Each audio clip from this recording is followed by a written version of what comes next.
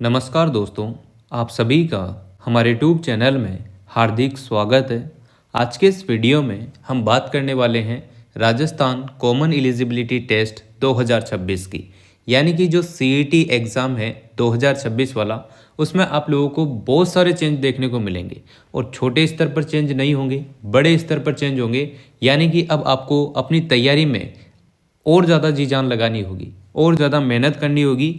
तो जो भी अब चेंज होंगे वो मैं इस वीडियो में कवर करने वाला हूँ कि आपको क्या क्या करना है, कैसे करना है, कितने परसेंट मार्क्स आप लोगों को लेकर आने हैं, है ना। तो वीडियो पूरा देखिएगा अंत तक, ताकि आपको एक एक चीज़ अच्छे से समझ में आ जाए। और अगर आप चैनल पर नए हैं तो चैनल को सब्सक्राइब, वीडियो को लाइक और बेल आइकन ज़रूर दबा लीजिएगा। पहली बात करते हैं हम सीईटी 2026 में क्या चेंज होंगे, क्या बड़े बदलाव होंगे, उन पर बात करते हैं।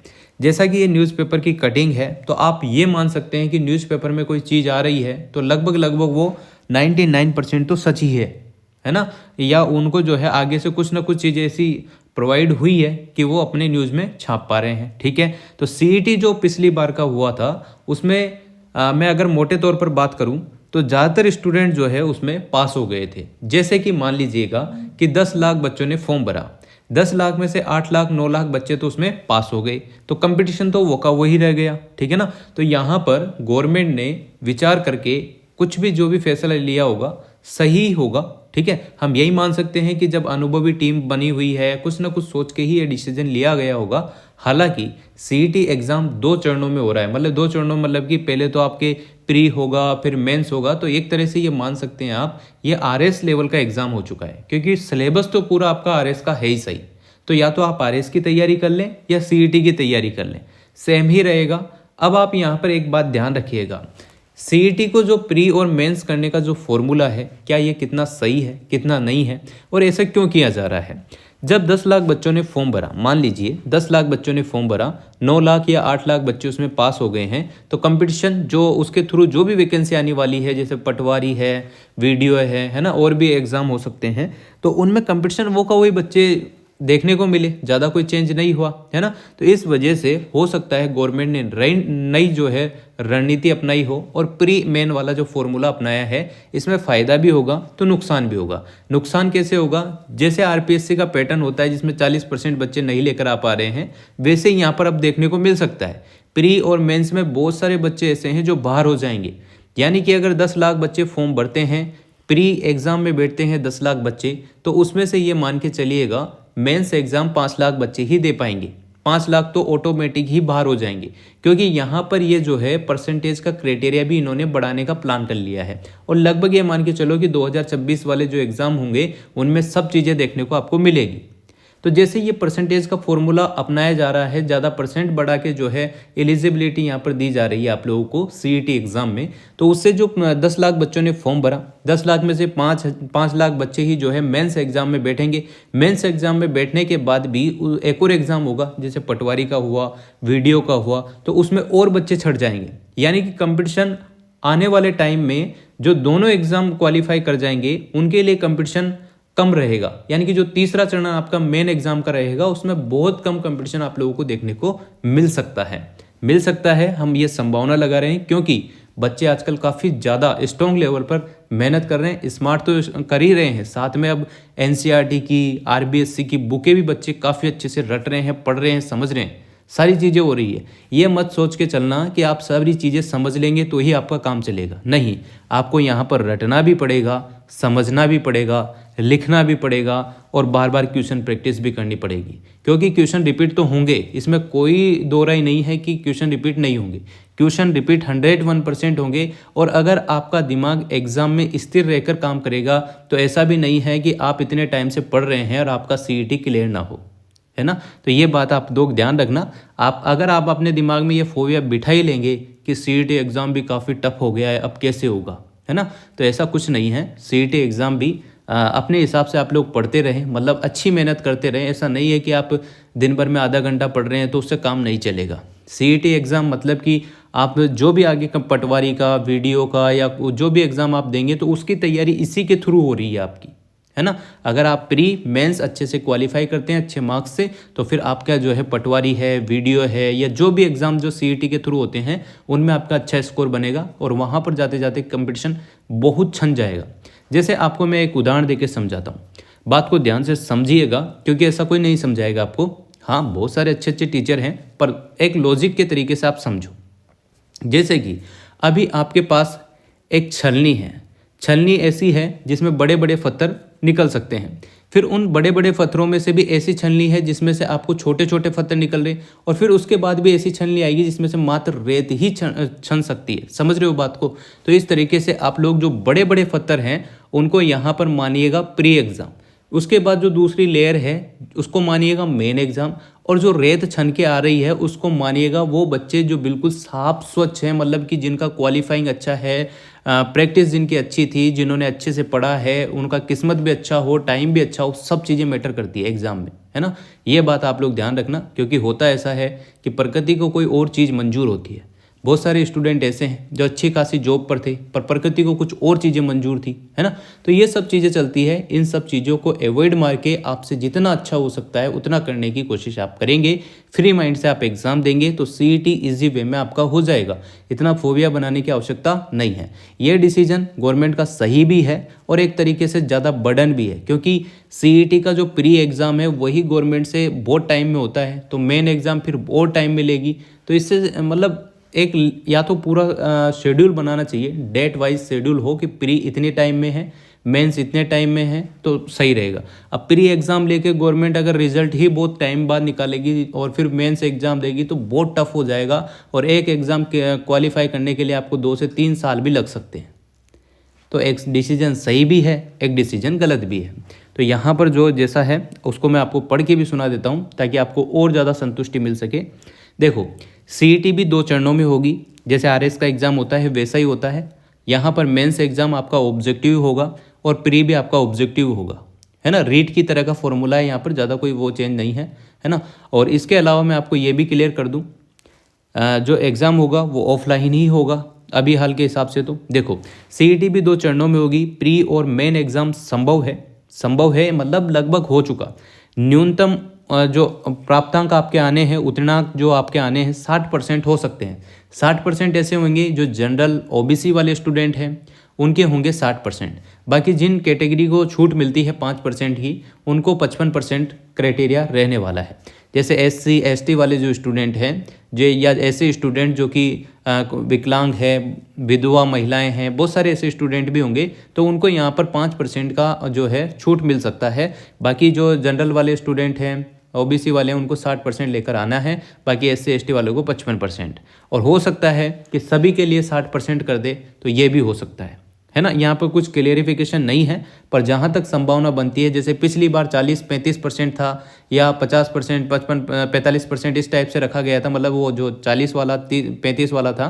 जैसे आरपीएससी में भी 40% 35% लाने होता है, एससी एसटी को 35 और जनरल ओबीसी को 40। तो इसी प्रकार से यहाँ पर 60% रहेगा, और हो सकता है कि रीट की तरह आपके जो है पूरा ये भी कर सकते हैं। देखो, अब सीईटी समान पात्रता परीक्षा भी 2 चरणों में करवाया जा सकता है। इसमें सीईटी प्री होगा और सीईटी मेन के बाद पात्र माना जाएगा। न्यूनतम उत्तीर्णांक जो है 60% रख सकते हैं। इस संबंध में चयन बोर्ड जल्द ही अंतिम निर्णय लेकर सीईटी की प्रक्रिया जो है शुरू कर सकता है। वहीं राजस्थान कर्मचारी चयन बोर्ड की ओर से विभिन्न विभागों की भर्ती प्रक्रियाओं से पहले स्क्रीनिंग के लिए आयोजित सीईटी 2024 की पात्रता फरवरी 2026 में समाप्त होगी। तो वो जो 2024 वाली जो पात्रता थी वो तो एक मान सकते हो आप लोग एक टेम्पररी थी, कोई ज़्यादा विशेष अंतर नहीं था। पर यहाँ पर अगर गवर्नमेंट 2026 में 3 साल की वैधता कर रही है तो 3 साल तक अपनी बात पर मुकाम जो है रहना चाहिए, अडिंग रहना चाहिए। ऐसा नहीं, पहले भी ऐसा हुआ था कि सीईटी एग्ज़ाम जो है इसकी वैधता इतनी है, फिर इन्होंने अपनी मर्जी से 1 साल का कर दिया, 2 साल का कर दिया, है ना। तो ये गवर्नमेंट की ये चीज़ें नहीं करनी चाहिए, क्योंकि किसान का बच्चा, मजदूरों के बच्चे जो है कंपटीशन के थ्रू ही अपना आगे का सपना देख सकते हैं। बाकी और बड़े बड़े जो भी उद्योगपति हैं या जो भी अच्छी पोस्टों पे हैं या जो गवर्नमेंट में हैं, उनके बच्चों को ज़्यादा दिक्कत आती है नहीं, तो उनके लिए सीईटी वीटी देने की ज़रूरत है नहीं। तो इन सब बच्चों का ध्यान रखते हुए, क्योंकि हमारे आलोक राज जी थे, उन्होंने भी ये कहा था कि हम पेपर का लेवल इस तरीके से बना रहे हैं कि जो आदिवासी एरिया के बच्चे हैं या जो विधवा महिलाएं हैं जो बहुत टाइम से कंपटीशन की तैयारी तो कर रही है पर वो लग नहीं पा रही है ना, या ऐसे एरिया जो नॉन टीएसपी एरिया हैं, उन बच्चों को ध्यान में रख के हम पेपर बना रहे हैं। फिर आलोक राज जी के 1 साल पेपर हो गया, अब वापस से उनका माइंडसेट चेंज हो गया है। अब वो कह रहे हैं कि पेपर का जो लेवल है वो आरपीएससी की तर्ज पर रहेगा, है ना। तो ये सब चीज़ें टाइम के हिसाब से गवर्नमेंट चेंज करती रहती है, तो आप अपनी स्टडी को अच्छे से एक ही बार में कर लो, क्योंकि गवर्नमेंट आती जाती रहती है और इनों के नए नए रूल बनते रहते हैं और बच्चे पिसते रहते हैं, है ना। इन बातों का आपको ध्यान रखना है, आपको अपनी पढ़ाई करनी है। जो क्राइटेरिया है गवर्नमेंट का, कोई सी भी गवर्नमेंट आए एक बार फिक्स कर देना चाहिए, बार बार चेंज करते रहते हैं ना तो दिक्कत बहुत होती है बच्चों को, ठीक है। यहाँ देखो, इसके साथ 17.95 लाख अभ्यर्थी आगामी भर्ती परीक्षाओं के लिए अपात्र हो जाएंगे, ठीक है। सीईटी में नए मापदंड अपनाए जा सकते हैं। न्यूनतम उत्तीर्णांक जो है 60% करने के साथ ही सर्टिफिकेट की पात्रता 3 साल की जा सकती है। यहाँ पर ये बता रहे हैं कि 3 साल की आपकी पात्रता रहेगी। 3 साल में आपके सीईटी के एक बार एग्जाम हो, पटवारी का, वीडियो का, या 2 बार हो। अब 3 साल का जो रहेगा उसमें 1 साल तो ये प्री निकाल देंगे, प्री ही करा पाएंगे, दूसरे साल में मेंस होगा, तीसरे साल में आपकी वैकेंसी आएगी। तो 3 साल इस तरीके से मेरे हिसाब से ऐसा हो सकता है, क्योंकि कोई भी एग्ज़ाम अगर बड़े लेवल पे होगा, जैसे सीईटी एग्ज़ाम है, उसको बड़े मापदंड पर होगा वो, ठीक है। तो ऐसा हो नहीं सकता कि सरकार 1 महीने में 2 महीने में उसको एग्ज़ाम करा दे, रिजल्ट भी दे दे, सब बहुत मुश्किल काम है। फिर देखो आगे क्या होता है ना। बाकी मेरे आइडिया से ये 3 साल इसी तरीके से गुजरने वाले हैं। सीईटी में नए मापदंड अपनाए जा सकते हैं। न्यूनतम उत्तीर्णांक जो है 60% करने के साथ ही सर्टिफिकेट की पात्रता 3 साल की जा सकती है। सीईटी में भी अब प्री मेंस परीक्षाओं के 2 चरण करवाए जाने का मंथन हो रहा है। ज़्यादा स्क्रीनिंग होने से भर्ती परीक्षाओं में अभ्यर्थियों की संख्या सीमित हो पाएगी। भर्ती परीक्षाओं में बढ़ते अभ्यर्थियों के कारण स्क्रीनिंग के लिए जो है सीईटी 2024 में सीनियर सेकेंडरी स्नातक स्तर की परीक्षाओं का सितंबर 2024 में आयोजन हुआ था। रिजल्ट फरवरी में आया था। सीईटी में 40% उत्तीर्णांक रखने से सीनियर सेकेंडरी स्तर और स्नातक स्तर पर जो 11.64 लाख यहाँ पर अभ्यर्थी थे, उन्होंने जो है 9 लाख के आसपास वो पास हो गए थे, ऐसा कुछ कहना है। यानी करीब 75% जो है यहाँ पर पात्र हो गए थे। तो इसी कंपटीशन को थोड़ा सही करने के लिए इन्होंने प्री और मेन का फंडा जो है अपनाया है। पर मेरा गवर्नमेंट से एक ही कहना है कि अगर आपने ये जो अपनाया है, चलो ठीक है, आप गवर्नमेंट जॉब देंगे, कंपटीशन आप अच्छा खासा सीईटी जैसा नॉर्मल, जो कॉमन नाम से ही पता चलता है कि कॉमन एलिजिबिलिटी टेस्ट है ना, तो सामान्य होना चाहिए। पर सामान्य अब कैसा होगा, प्री मेंस होते ही वो कठिन हो चुका है, आप ये मान के चलो। अब इसमें भी ये गवर्नमेंट ये अपना सकती है कि प्री में यहाँ पर आपकी नेगेटिव मार्किंग नहीं रखेगी, ताकि भीड़ वापस से मेंस में पहुँच जाएगी, फिर नेगेटिव मार्किंग मेंस एग्जाम में कर देगी तो और बच्चे छट जाएंगे। मतलब इस तरीके से ये अपनाया जा सकता है फॉर्मूला। बाकी आगे की रणनीति क्या रहती है, 60% कर रहे हैं तो उस हिसाब से पेपर कैसा आएगा। अब जो राजस्थान कर्मचारी चयन बोर्ड है, आरपीएससी है, 40% बच्चे नहीं लेकर आ रहे हैं, पेपर लेवल पे बन रहे हैं, और फिर उसमें भी प्री मेंस होया जा रहा है ना। तो काफ़ी टफ एग्ज़ाम है, आप थोड़ा इसको ध्यान में रखते हुए अपनी तैयारी कीजिएगा, क्योंकि आप जो है अब अपने भरोसे हैं कि आपकी मेहनत कितनी अच्छी है, कैसे आप पढ़ रहे हैं, कैसे आप क्वेश्चन प्रैक्टिस कर रहे हैं। क्योंकि सरकारें आती जाती रहती है, अपना ईगो सेटिस्फाई करने के लिए, या गवर्नमेंट अपना अपना हिसाब देखती है कि अपने हिसाब से कैसा क्या वेस्ट रहेगा।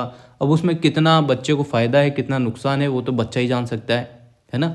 गवर्नमेंट तो अपना काम कर रही है कि 60% वो करने की मूड में है, और लगभग आपका ये फॉर्मूला जो है लगने वाला है फरवरी 2026, हाँ, जो आपका एग्ज़ाम है सीईटी का 22 फरवरी को जो है ना। इसी तरीके से लेब असिस्टेंट का जो पेपर है आपका, उसको भी दिनों दिन गवर्नमेंट बढ़ा रही है, फिर नवंबर, फिर आगे, मतलब कोई रोड मैप बिल्कुल फिक्स नहीं है। डेट टकरा रही है तो उसको फिर आगे अप्रैल में पहुंचा दिया, है ना। तो जहाँ 1 साल में एक वैकेंसी हो सकती है, उसको 2 साल में एक वैकेंसी को करने की यहाँ पर कवायद है, तो काफ़ी गलत है। इसको सही करने की बहुत आवश्यकता है। और सीईटी एग्ज़ाम हो रहा है तो प्री मेंस जो है 1 साल में आपका प्री मेंस ही निकलता रहेगा, फिर वैकेंसी दूसरे साल में, तीसरे साल में ही ऐसे आएगी। तो काफ़ी सही भी है, काफ़ी गलत भी है। बाकी आप लोग खुद कमेंट करके बताना कि कितना ये सही है, कितना नहीं है ना। बाकी हाँ, अगर हम एक तरीके से देखें तो काफ़ी सही है, काफ़ी सही है। उसका रीज़न मैं देता हूँ। देखो, प्री और जैसे एग्ज़ाम है उसमें सारी भीड़, जितने भी बच्चे हैं वो सभी अपना भाग्य आजमाएंगे, फिर मेंस एग्जाम होगा तो उसमें आधे हट जाएंगे, आधे रह जाएंगे, है ना। आधे तो ये मान के चलो कि 75% फिर भी क्वालिफाई कर जाएंगे, क्योंकि बच्चे लेवल पर बहुत पढ़ रहे हैं, तो 75% बच्चे उसमें क्वालिफाई हो जाएंगे मेंस में। फिर मेंस में आने के बाद भी ऐसा नहीं है कि 50% बच्चे ही रहेंगे, 45% बच्चे फिर भी यहाँ पर जो है मेन एग्जामों में बैठेंगे ही बैठेंगे। तो इस तरीके से लेवल तो है ही, और फिर बाद में जो है 45% के बीच में ही आपका कंपटीशन रहेगा, 100% में नहीं रहेगा, बस इतना फ़ायदा हो जाएगा। और बाकी जिन बच्चों ने सीईटी को नॉर्मल ले रखा है तो कृपया आप सावधान हो जाएं, क्योंकि सीईटी इतना भी, हाँ मान सकते हैं कुछ का किस्मत अच्छा हो, वो जा रहे हो, तुक्के लगा रहे हो तो बैठ जाए, क्योंकि बहुत टाइम से बच्चे पढ़ रहे हैं तो कहीं ना कहीं वो चीज़ें काम आती है।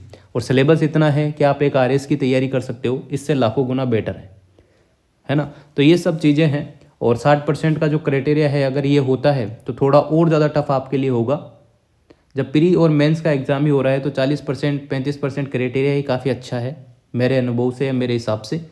अगर प्री मेंस भी कर रहे हैं, 60% भी कर रहे हैं, तो मतलब बहुत 2 गुना लेवल पर ये हार्ड पेपर होने वाला है। आप खुद समझ सकते हैं, अगर आप शांत तरीके से बैठकर समझेंगे तो रियल में ये बहुत टफ एग्ज़ाम हो जाएगा। कॉमन एलिजिबिलिटी टेस्ट जो है आपका, वो कॉमन नहीं रहेगा, वो हार्ड लेवल का हो जाएगा। तो गवर्नमेंट को इस पर सोचना चाहिए, क्योंकि गवर्नमेंट की खुद की ही, मतलब ये जो अपने राजस्थान कर्मचारी चयन बोर्ड के अध्यक्ष हैं, उनका ही कहना है कि टीएसपी नॉन टीएसपी एरिया के जो बच्चे हैं वो भी इसमें पास हो जाए, इसलिए हम ऐसा एग्ज़ाम बनाएंगे, ऐसा पेपर बनाएंगे, ये कुछ क्वेश्चन ऐसे रखेंगे, कुछ ऐसे रखेंगे। तो अगर प्री मेंस होगा तो टफ तो होगा, उन बच्चों के लिए भी होगा और बाकी और बच्चों के लिए भी होगा। तो सब चीज़ें हैं, आपको देख लेना चाहिए बच्चों को और अपने हिसाब से पढ़ाई चालू कर दो।